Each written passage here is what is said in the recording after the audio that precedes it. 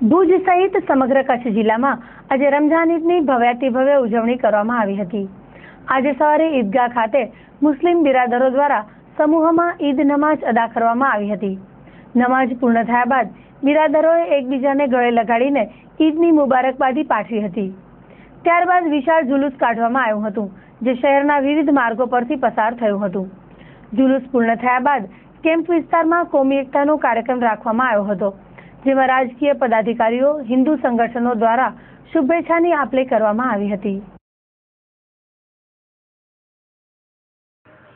ઈદનો દિવસ છે એટલા માટે જેટલા કચ્છના હિન્દુ મુસલમાન ભાઈઓ છે એ બધાને આમાં બધા તરફથી ઈદની મુબારકબાદી પાઠવીએ છીએ।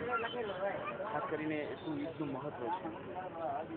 ધર્મે ઇસ્લામે જેટલા પણ તહેવાર છે, હર તહેવારમાં ધર્મે ઇસ્લામ એનું ધ્યાન રાખે છે કે માણસ એ દિવસે અલ્લાહ પાસે પોતાની ગુનાહીની, પોતાની પાપની માફી માંગે અને પોતાની જિંદગીમાં પરિવર્તન લાવે અને બીજાઓ ઉપર રહેમ કરે અને ભાઈચારાથી પૂરા દેશમાં અને જ્યાં રહેતા હોય તે ભાઈચારા સાથે રહે અને મોહબ્બતને ફેલાવે।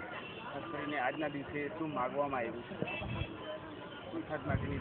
હા, આજ જે છે કે અમારી ગુનાહીની માફી અને ખાસ કરીને પૂરે મુલ્ક માટે વરસાદની જરૂરત છે, એટલે વરસાદની દુઆ માંગવામાં આવી છે।